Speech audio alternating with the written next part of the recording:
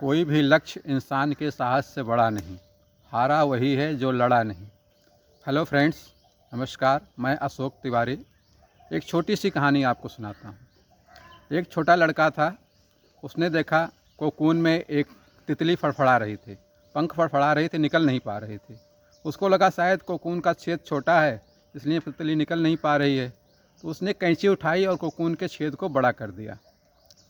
तितली तो निकल गई, लेकिन निकलने के बाद वो उड़ नहीं पाई, उसके पंख सूख गए और वो मर गई कुछ देर के बाद।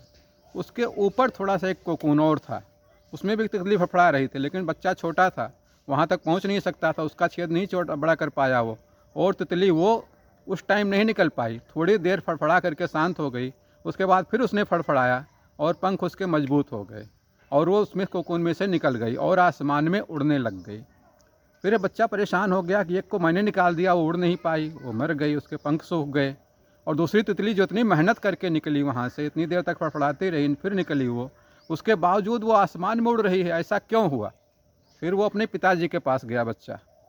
पिताजी से पूछने लग गया, पिताजी मैंने तितली को निकाल दिया, उसकी हेल्प कर दी और वो जल्दी निकल आई कोकून में से, फिर भी वो बाहर उड़ नहीं पाई। अभी वो मर गई, वहाँ पर उसके पंख सूख गए, वो मर गई। और दूसरी तितली जिसको अपने आप से मेहनत करके निकली थी, परिश्रम करके निकली थी, लगातार प्रयास किया था, उसने पंख फड़फड़ाए थे, वो उड़ गई, ऐसा क्यों हुआ? तो उसके पिताजी ने कहा, बेटा वो लगातार प्रयास करती रही बाहर निकलने के लिए, इसलिए वो निकल गई। और एक जिसको आपने हेल्प कर दी थी, वो उस टाइम तो सफल हो गई अपने लक्ष्य में, बाहर तो निकल आई, लेकिन वो उसकी सफलता देर तक नहीं टिक पाई, वो सफलता उसकी ख़त्म हो गई, वो अपने आप ही ख़त्म हो गई, उसके पंख सूख गए। प्रकृति आपको इस तरह से देती है कुछ न कुछ समस्याएं, कुछ न कुछ परेशानियां, जिसमें आपका संघर्ष होता है और आपका व्यक्तित्व निखरता है, आप आगे बढ़ते हो। तितलियों के साथ यही हुआ, प्रकृति ने उसको छेद छोटा करके दिया हुआ, को फड़फड़ाएगी तो उसके शरीर में पंख में मजबूती आएगी और वो बाहर निकलेगी तो आसमान में उड़ेगी। लेकिन आपने तुरंत निकाल दिया उसकी हेल्प करके और वो आ गई बाहर तितली, लेकिन उसके पंख सूख गए, इसलिए वो उड़ नहीं पाई और मर भी गई। तो दोस्तों, इस कहानी से हमें ये सीख मिलती है कि हमारे सामने जो समस्याएं आती हैं, हम प्रयास लगातार जारी करते हैं, समस्याओं का समाधान खोजते हैं, लगातार प्रयास जारी करने से समस्याएं हमारी ख़त्म हो जाती हैं और हम उड़ने लगते हैं मतलब आगे बढ़ने लगते हैं। तो हमारा कहने का तात्पर्य सिर्फ यह है कि हमें प्रयास लगातार जारी रखनी है। जब हम लगातार प्रयास जारी रखेंगे तो कोई भी समस्या, कोई भी परेशानी, कोई भी व्यवधान हमारा रास्ता नहीं रोक पाएगी। हम 100% पक्के तौर पर आगे बढ़ेंगे, सफलता हासिल करेंगे। सफलता के लिए संघर्ष ही सबसे मूल मंत्र है। संघर्ष के बिना कोई भी सफलता संदिग्ध है। हो सकता है कि किसी के मदद से, आपके अपने जो चाहने वाले हैं वो लोग आपकी मदद कर दें, आपकी हेल्प कर दें और आप एक बार सफल भी हो जाएं, लेकिन वो सफलता आपकी स्थिर नहीं रहेगी, वो आपको डिपेंडेंट बना देगी।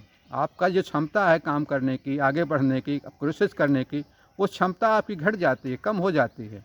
तो उसको बढ़ाइए। अपनी सफलता को बढ़ाने के लिए, सफलता को कायम रखने के लिए लगातार प्रयास, कंटिन्यू प्रयास करते रहेंगे, तभी आप आगे बढ़ पाएंगे। इस संघर्ष जब तक जीवन में है तभी तक जीवन आगे बढ़ता रहेगा। जिस दिन आपने संघर्ष करना छोड़ दिया, दूसरे के ऊपर डिपेंड हो गए, दूसरा कोई हमारी हेल्प करेगा तब हम आगे बढ़ जाएंगे, तब हम सफल हो जाएंगे, वो स्थिरता कभी नहीं दे सकता है। दोस्तों, डॉक्टर हरबंस राय बच्चन की ये लाइन हमेशा याद रखिए, ये पंक्तियाँ हमेशा याद रखिए। कोशिश करने वालों की कभी हार नहीं होती, कुछ किए बिना ही जग में जय जयकार नहीं होती। इसलिए मित्रों, आपको मेरी सलाह यही है कि लगातार आप कंटिन्यू अपना प्रयास जारी रखें, आगे बढ़ते रहें। प्रयास जारी रखेंगे तो ईश्वर आपका ज़रूर साथ देगा, ईश्वर साथ देगा, आपका प्रयास रहेगा, आपका आत्मविश्वास बढ़ेगा। प्रयास से समस्याएं सॉल्व होंगी तो आपका आत्मविश्वास बढ़ जाएगा और आत्मविश्वास से ही आदमी कुछ भी हासिल कर सकता है। आपके अंदर आत्मविश्वास होना चाहिए, विल पावर होना चाहिए, आप कुछ भी हासिल कर सकते हैं। Nothing is impossible in this world, you can achieve anything what you need. बस दोस्तों, आज के लिए इतना ही। कल फिर किसी बात पर बहस करेंगे, किसी टॉपिक पर विचार करेंगे। तब तक के लिए नमस्कार।